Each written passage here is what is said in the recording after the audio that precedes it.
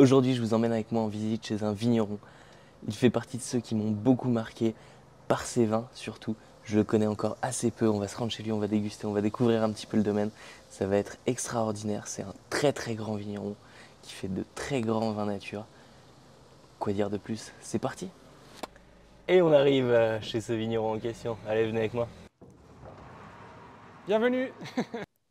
Avec ces quelques images, certains auront déjà deviné où nous nous trouvons. C'est au château Lafite, dans le sud-ouest de la France, sur le piémont pyrénéen, en plein cœur de l'appellation Jurançon, qu'on trouve ce lieu exceptionnel. Je vais en quelques mots vous mettre dans le contexte. Antoine Araou est l'un des vignerons pionniers des vins nature sur cette région. Après être revenu au domaine familial, c'est en 2014 qu'il lance la cuvée Argile, celle qui l'aura fait connaître de tous. Argile, c'est une promesse simple. De son terroir à sa bouteille, en passant par une belle amphore, ce vin est fait d'argile. Une cuvée produite à partir de petits mansins vinifiés naturellement. Il en parlera plus tard dans notre échange, mais avant de vous laisser devant ma rencontre avec Antoine, j'aimerais brièvement vous parler de ma rencontre avec ses vins. C'était en 2019, je sortais d'une longue expérience en semellerie dans un joli restaurant à la carte des vins plutôt traditionnels. Un attrait certain pour la biodynamie, c'est vrai, mais je débutais encore avec les vins que l'on appelle nature. J'avais bien dégusté quelques gamets de Foillard, ou La Pierre, aussi de jolis vins de Ganeva ou La Baie. Mais j'étais encore aux prémices de mon histoire avec ces vins-là. Alors que j'errais dans une échoppe de vins vivants à Annecy, j'eus le plaisir de tomber nez à nez avec cette bouteille, faite d'argile d'un noir intense, couverte avec cette étiquette en bois. Il n'en fallut pas plus pour piquer ma curiosité. Je repartis avec et m'empressa de la mettre à température. Quand vient le moment de la dégustation, tous mes sens sont en éveil. Après avoir fait sauter le bouchon, je verse l'élixir dans un joli verre soufflé-bouche. Je remarque tout de suite cette robe intense, très légèrement trouble, mais d'un éclat particulier. Quand je porte mon nez au verre, c'est là que commence l'émotion, une minéralité exceptionnelle, des effluves de pierre à fusil, couplées à une concentration aromatique hors du commun. Je dépose mes lèvres sur le buvant et au moment où le jus entre en contact avec mes papilles, c'est une énorme claque. Le vin est riche, dense et doté d'une matière remarquable, mais l'acidité, mon Dieu, elle est énergique, vivifiante et fait preuve d'une pureté que je n'ai encore jamais goûtée jusque-là. Vous l'aurez compris, j'aime les vins frais, tendus, minéraux et énergiques. Et là, je suis servi.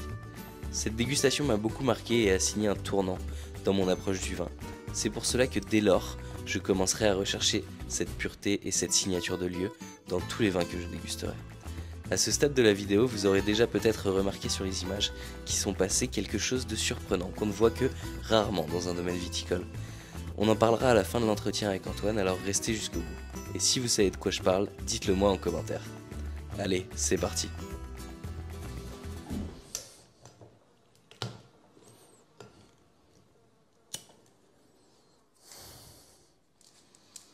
Regarde-moi ce bouchon. C'est pas beau le liège? Franchement, qu'est-ce qu'on va chercher autre chose que ça? C'est juste magnifique, quoi. C'est clair. On n'a rien inventé, là.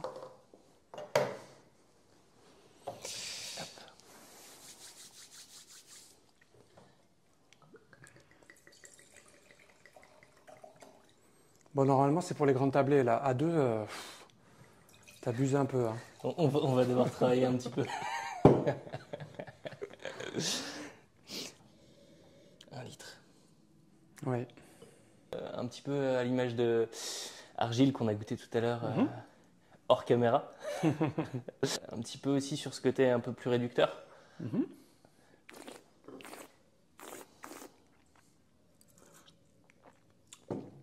faut laisser un petit peu de temps à ce vin-là. Juste à l'ouverture, ça me paraît pas très violent. Et plutôt normal. Il faut se faire à l'idée d'un liquide qui est là enfermé depuis bien des mois et dont le plaisir n'est pas forcément immédiat. C'est aussi ça, les vins naturels, c'est retrouver une forme de plaisir dans le respect du matériel biologique qu'est le vin. Et oui, forcément, on vient de l'ouvrir, il fait de nouveau connaissance avec l'oxygène. Donc, il s'exprime... Attention, quand je dis réduction, c'est une petite réduction noble, un peu Oui. à l'image de ce qu'on a, ce qu'on Oui. a, Oui. ce qu'on a dit tout T'as à l'heure. raison, t'as raison. C'est pas réduit, Non, désagréable. c'est pas l'œuf pourri, non. Et oui, c'est un profil aromatique, enfin une palette d'arômes qui se dégage de cette réduction noble. Et du coup, alors raconte-moi un petit peu comment t'es arrivé ici au château. C'est d'abord une histoire d'amour, bien sûr. Le meilleur moteur de toutes les vies, hein, c'est évident. J'ai rencontré ma femme avec qui on a eu envie d'un projet de vie, un vrai projet. Et le château nous tendait les bras. Il y avait besoin d'implication familiale ici. Et donc, on s'est installé ici en 2012. Sur le domaine de mes parents, qui travaillaient déjà en agriculture biologique, c'est une des choses qui m'a motivé pour poursuivre cette aventure, bien sûr. Mais j'ai vite compris que de cette vision de l'agriculture, on pouvait aborder la chose beaucoup plus sensiblement et avec davantage de vie encore. Et c'est à ce moment-là que j'ai compris que la biodynamie s'imposait, tout simplement. Je voulais faire davantage de place aux plantes, aux échanges aussi. Et donc la biodynamie, petit à petit, s'est intégrée ici au domaine. Ça a créé beaucoup de sens par rapport à la force d'un tel lieu-dit, bien sûr. Et ensuite, on était parti dans une dynamique, effectivement, qui nous a amené très logiquement à produire des vins naturels. Donc, dès 2014, on a commencé à s'expérimenter là-dessus, puisque Argile 2014 est né. Et puis, depuis, on n'a pas cessé de créer des nouvelles cuvées, avec en 2017 Orange, et puis les pétillants naturels. Et puis, sans cesse, chaque année, il y a son lot de nouveautés ici. Ça fait partie de notre ADN un petit peu, que de pouvoir proposer des choses nouvelles chaque année. L'année dernière, nous avons produit ce qu'on appelle un blouge. C'est une co-fermentation de raisins blancs et rouges. Essayer d'associer les avantages de la fraîcheur d'un blanc et en même temps la complexité d'un rouge. Donc ça fait des rouges légers, c'est fabuleux. Donc ça c'était pour l'année dernière. Chaque année il y a son petit lot de nouveautés. Je vous laisse deviner ce qui se passera en 2024, on verra. Sûrement encore un tas de choses. En attendant de savoir ce qui se passera en 2024, si tu as envie de découvrir le travail d'Antoine au Château Lafite, il nous reste peut-être encore au moment où tu regardes cette vidéo quelques bouteilles disponibles sur notre site internet jusdegoutte.com. Je te mets le lien en dessous de la vidéo en description. Argile, justement, on y vient. Argile, c'est la cuvée un petit peu phare du domaine, celle par laquelle je pense que beaucoup de gens t'ont connu. Oui.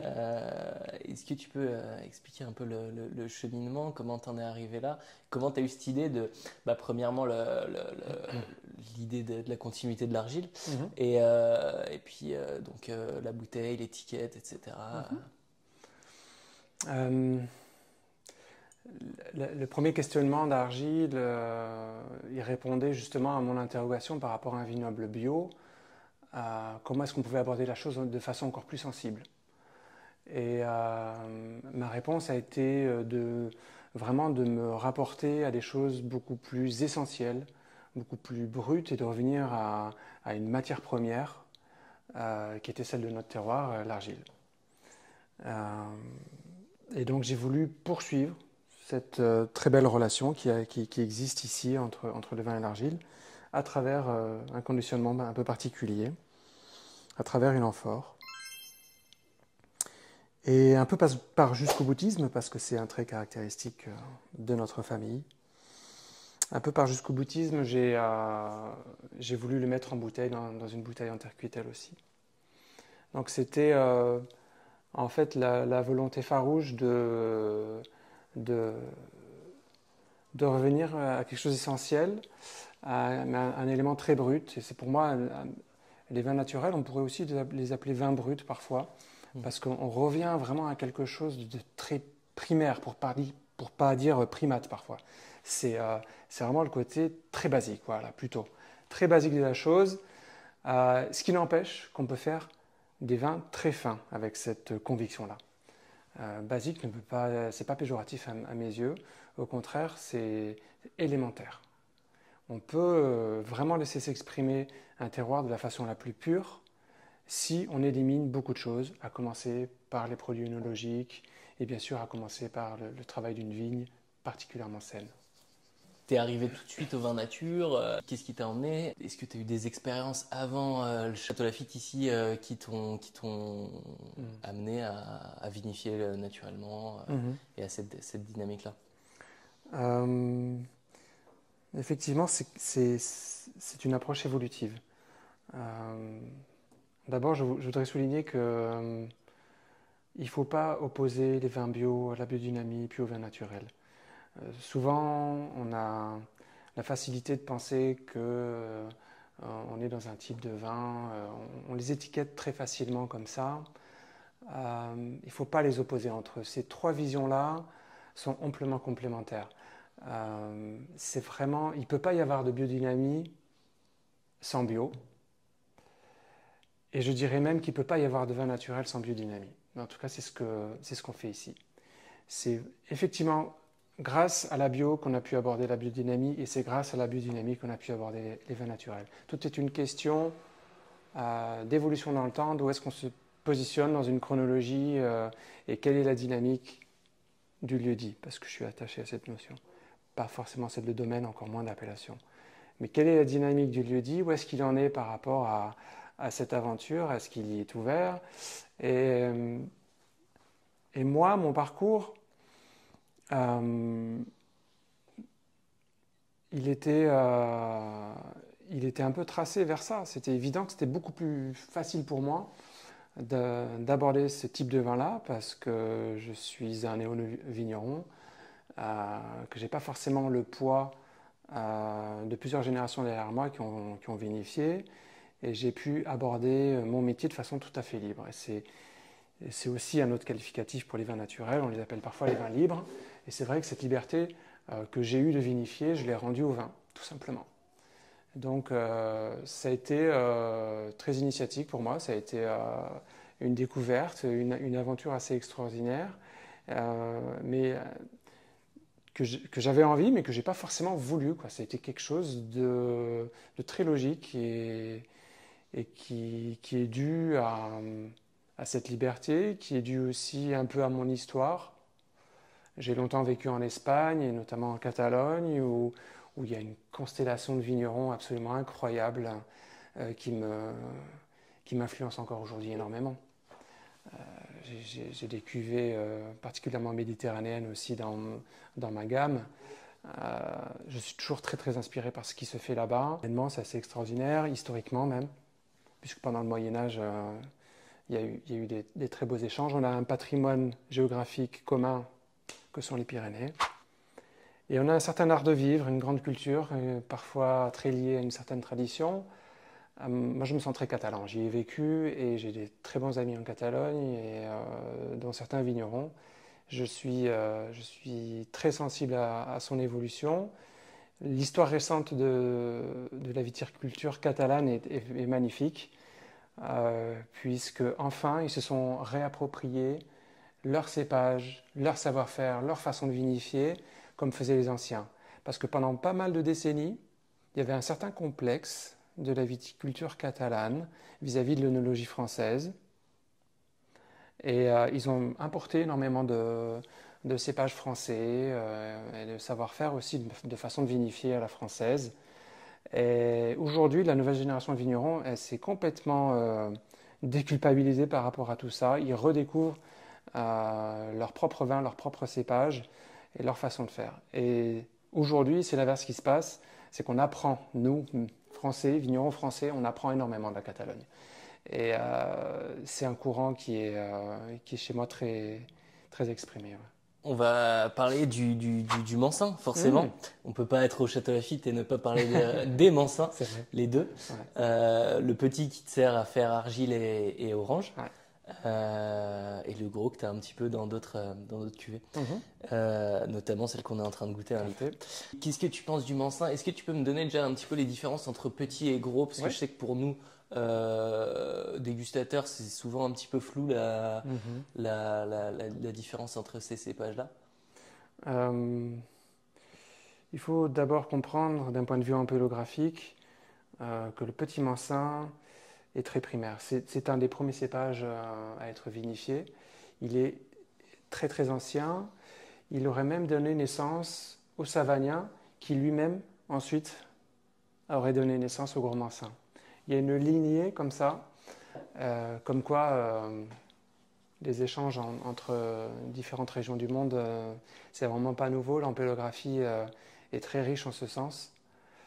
Donc il faut comprendre que c'est des cépages très primaires, très anciens, très sauvages pour le coup. Le petit Mansin est hyper poussif, c'est vraiment un cépage difficile à conduire. D'ailleurs, je trouve rigolo ce mot de conduite du vignoble, parce que c'est tout sauf un véhicule, quoi. c'est vraiment quelque chose de particulier à tenir. C'est tout feu tout flamme. Le petit Mansin, il est extrêmement poussif. On est obligé de le conduire sur hautain, donc il peut pousser vraiment considérablement. Et pour les gens comme moi qui ne sommes pas adeptes du rognage, vraiment la liane s'exprime dans tout son sens, elle retombe, elle va croiser sa copine du rang d'en face. C'est particulièrement vivant. C'est des cépages très forts, vraiment très forts. Donc, comme son nom l'indique, le petit Mansin a un grain qui est plus petit. Tout va y aider et donc être plus concentré. Ses sucres, on le sait bien, c'est capable de faire des moelleux extraordinaires, mais aussi son acidité. Lorsqu'on le récolte dans la maturité que moi je recherche, il y a toujours une vivacité assez scindante, mordante, très énergétique, sinon électrique, suivant les millésimes. Donc ça, c'est vraiment une typicité propre au petit Mansin, vraiment des niveaux d'acidité rares et qui fait bien des envies dans bien des régions viticoles, parce qu'on fait partie des régions à encore préserver un peu cette acidité-là. Il y a un grand problème aujourd'hui dans le monde du vin, et en particulier dans le monde du vin naturel. On manque d'acidité, ce qui fait que les pH sont un peu déconnants.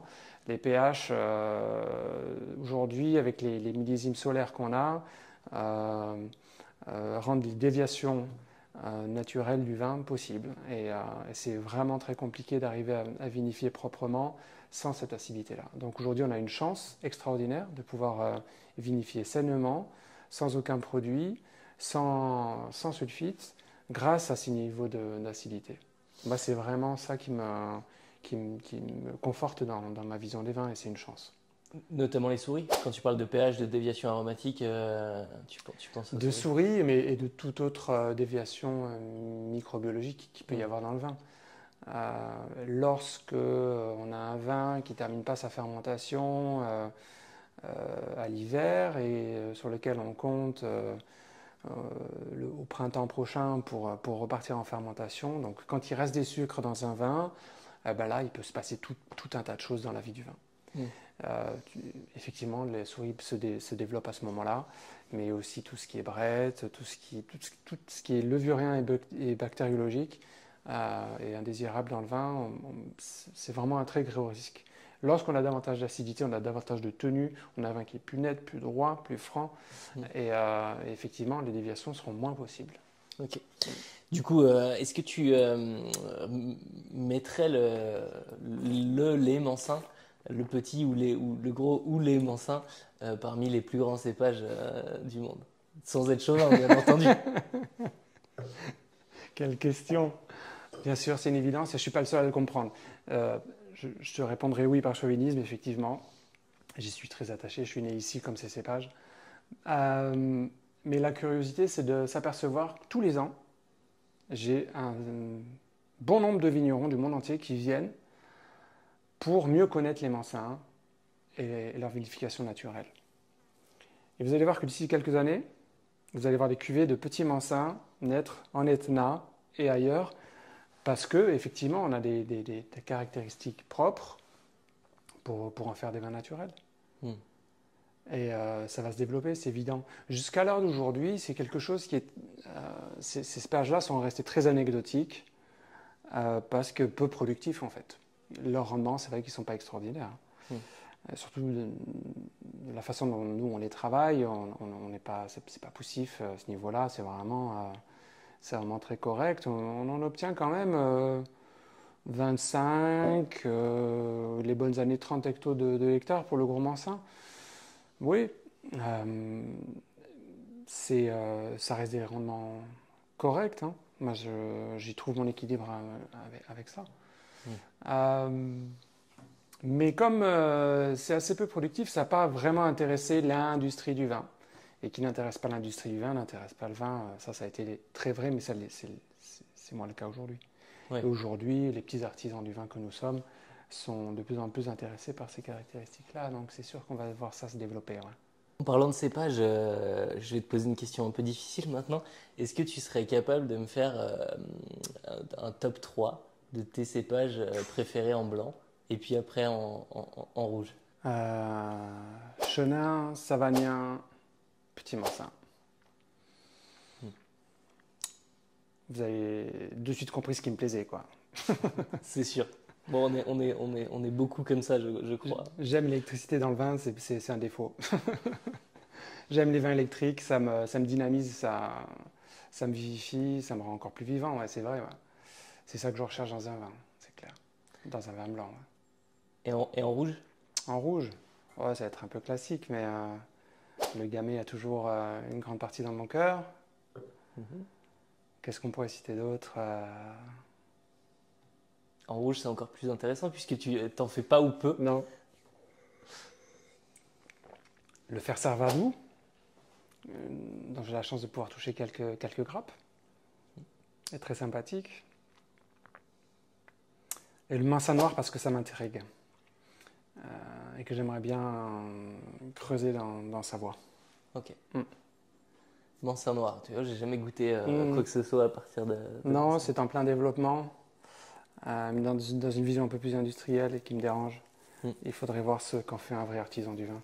Est-ce que tu arriverais à me citer deux, trois vins que tu goûté là récemment, qui sortent du lot, qui t'ont mis une claque particulière? Toujours à la recherche de fraîcheur, c'est avec beaucoup de plaisir que je ne peux que vous recommander tous les vins de Tom Lub, domaine Matassa, c'est fabuleux. Le domaine La Chapelle en Beaujolais, c'est extraordinaire.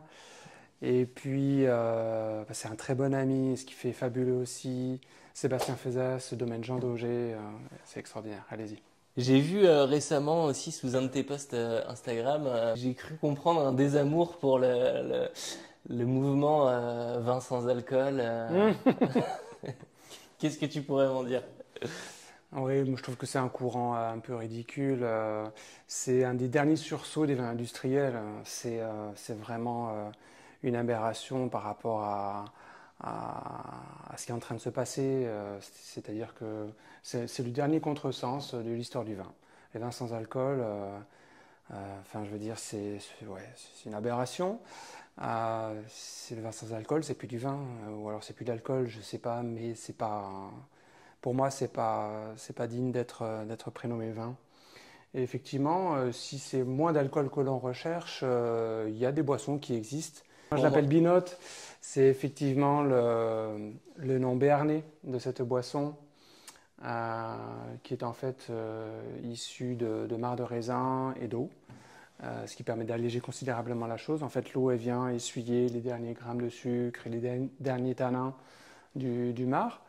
Elle vient s'en nourrir, elle fermente, donc elle se bonifie, comme toute chose qui se fermente. Et ensuite, ça nous fait une boisson gazeuse, très sympa à boire lorsqu'il fait chaud. C'est particulièrement désaltérant parce que oui, c'est de la flotte, bien sûr, mais de la flotte améliorée. Et non, c'est très sympa. J'encourage aussi tous les vignerons à faire la même chose parce que le marc de raisin, il y a un moment donné, on ne sait plus quoi en faire. Si, bien sûr, on peut continuer à valoriser ça.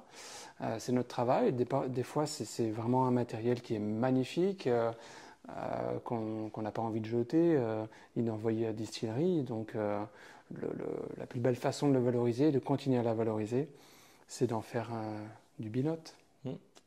Super. Que je comprenne bien sur les vins sans alcool, c'est le fait que ce soit un vin sans alcool ou c'est plus les procédés industriels qui te déplaisent?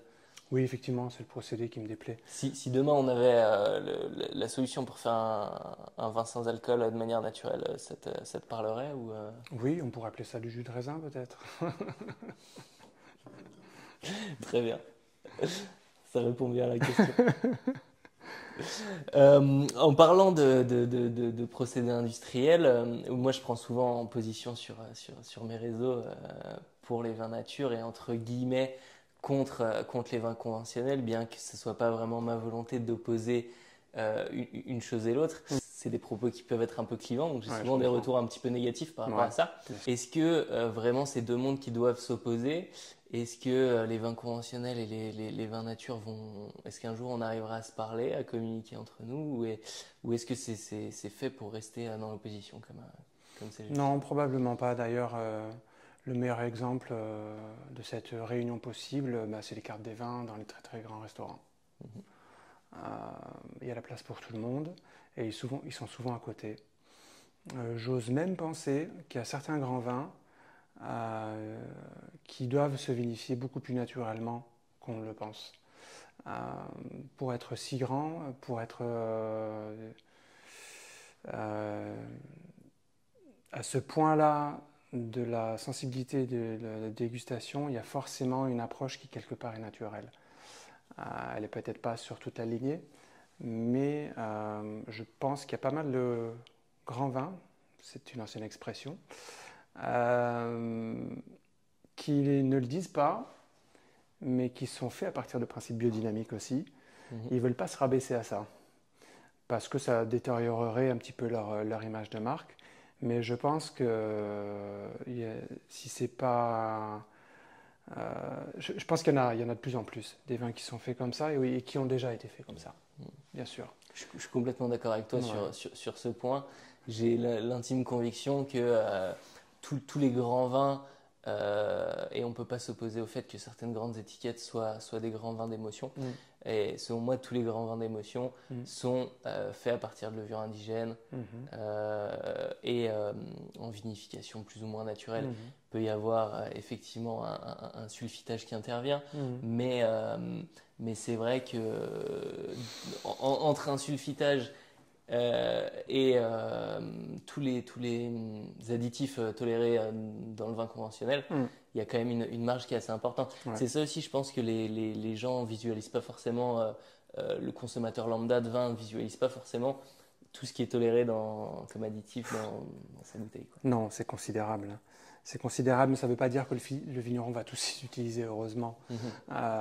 Et il y a des vignerons consciencieux qui ne sont pas forcément dans une démarche très transparente et de certification, donc qui n'iront pas jusque-là, mais qui pourront quand même travailler proprement.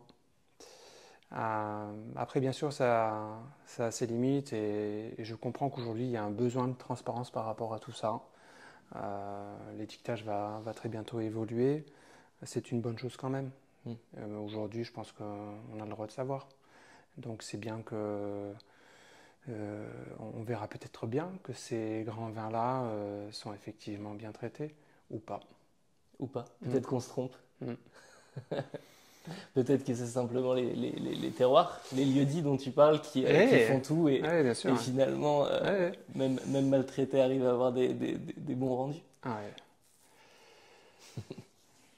Ça, c'est une bonne question.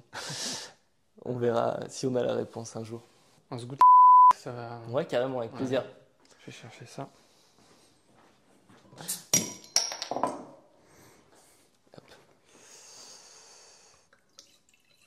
Merci beaucoup. Donc elle a été faite avec le marc de raisin de Montblouge. Donc il y avait des raisins blancs et rouges déjà. Et comme je voulais pas une très grosse extraction de ce marc, pour le vin que j'en ai fait, une fois pressé, il était encore un peu sucré. Il était encore un peu sucré, je me suis dit, ben, on va faire quelque chose, on pourrait faire un binote. Comme il était encore sucré, on l'a mis assez rapidement en bouteille, de sorte à ce qu'il continue à fermenter à l'intérieur, de sorte à avoir un vin naturellement effervescent. C'est à boire très simplement, comme on pourrait boire une bière facile ou un cidre. c'est pas forcément quelque chose de très compliqué. On a le droit de pas recracher du coup. C'est sympa. Voilà. Et ce côté un petit peu, un peu végétal qui ressort des mares, Oui, tout à fait. Oui, oui, oui. c'est assez cool. Donc moi, comme j'ai expliqué, il n'y a pas de sucre, puisqu'il était encore un peu sucré, ce marc. Et puis pas besoin d'acidité, puisqu'il y a du mancin, donc tout va bien. C'est clair. C'est un binote qui se tient. Il faut comprendre que c'était en fait une boisson historique qui a disparu. C'est un peu malheureux.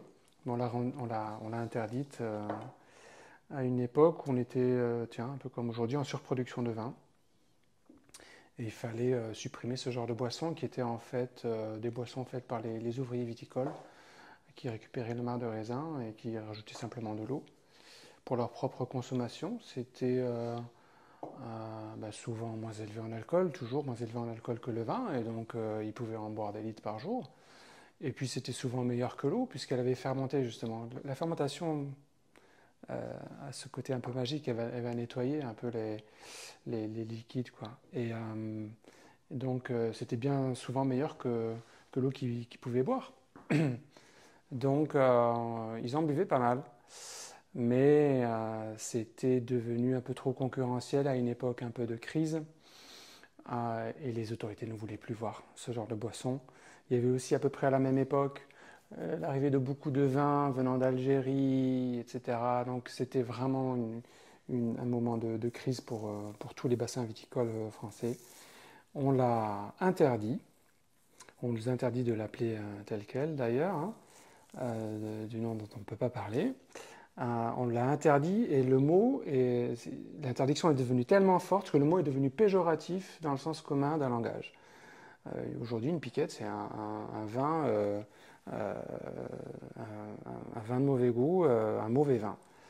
C'est pas normal. Aujourd'hui, il faudrait redonner toute sa noblesse à cette boisson et c'est ce que j'essaye de faire ici. Alors, je me répète, ceci n'est pas du vin, c'est un cocktail aromatisé de produits vitivinicoles. Voilà. On approche de la fin de l'entretien avec Antoine, on va enfin aborder la petite curiosité dont je t'ai parlé en début de vidéo. Si t'es arrivé jusque-là, n'hésite pas à t'abonner, c'est la première vidéo d'une longue série. On va aborder plein de sujets, rencontrer un tas de personnages passionnants. N'hésite pas également à nous laisser un commentaire pour nous dire ce que t'en as pensé, ce qu'on pourrait améliorer, ou juste pour aider le référencement et permettre à ce que cette vidéo soit vue par tous ceux que ça peut intéresser.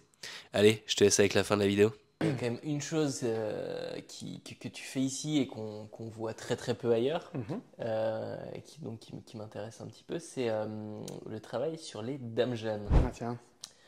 Donc quelques dames jeunes qui, me semble-t-il, sont au soleil. Oui, c'est d'inspiration catalane, encore une fois. Ce vin s'appelle Sol y Serena. Soleil et sérénité ou ombre, c'est le côté ambivalent de cette méthode de vinification. En fait, c'est vrai que dans un cycle de 24 heures, ça vit énormément de choses. Une dame jeune en extérieur, sans couverture aucune, sans protection, ni de la lumière, ni des chocs que la grêle pourrait faire, par exemple. Donc, c'est un vin qui est un peu livré à lui-même pendant 5 ans. 5 ans, ça fait 20 saisons, enfin c'est considérable ce que ça peut vivre, quoi. Et il faut arriver à les oublier, à les mettre de côté, et puis à les laisser fermenter, s'arrêter, redémarrer, et ainsi de suite pendant toutes ces saisons-là. Et si au dernier printemps, le vin ne redémarre plus en fermentation, c'est qu'on peut considérer qu'il est stable. Et à ce moment-là, on peut le mettre en bouteille.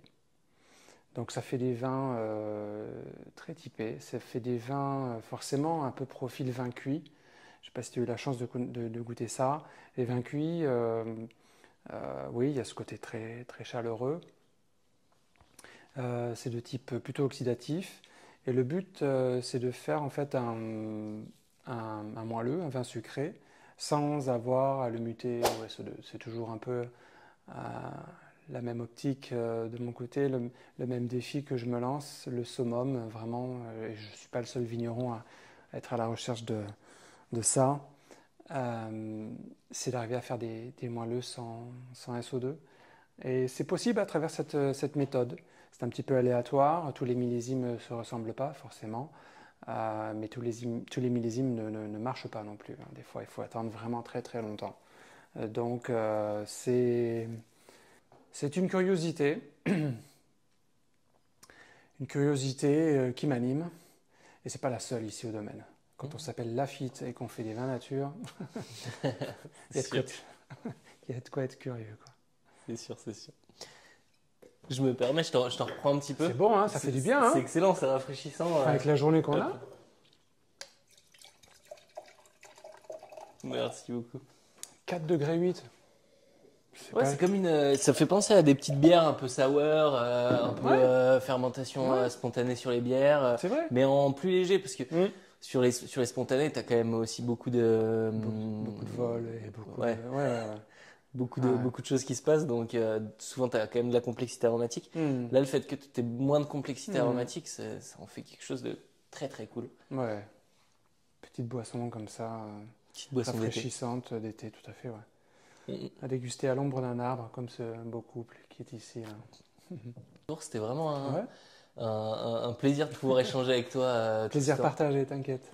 On s'est régalé, on a goûté deux, trois choses intéressantes. En plus, super content de voir le domaine, parce que c'est vrai que c'est quand même un lieu intéressant. Tout à l'heure, on a eu la chance, donc on n'aura pas d'image, mais on a eu la chance de se rendre sur la parcelle d'Argile, qui est un lieu qui restera encore un peu mystérieux, puisqu'il n'y a pas d'image. C'est bien, c'était le devenir de... Mais c'est vrai qu'un très joli domaine, très joli lieu, il y a une vraie identité ici. C'est très différent de beaucoup de paysages viticoles que j'ai eu la chance de traverser toute l'année. Et ouais, c'est super, je suis très content. Ben, merci d'être venu jusqu'à moi, jusqu'à ces vins, jusqu'à ces boissons. C'est toujours un plaisir d'expliquer notre démarche et d'accompagner nos clients ici à comprendre ce paysage qui, c'est vrai, est atypique parce que on a beau être dans le principal village producteur de Jurançon, on ne voit pas une vigne. En fait, ici, il faut comprendre que les parcelles, elles sont cachées à flanc de colline, au bout des chemins, et faut y aller, faut aller s'y perdre.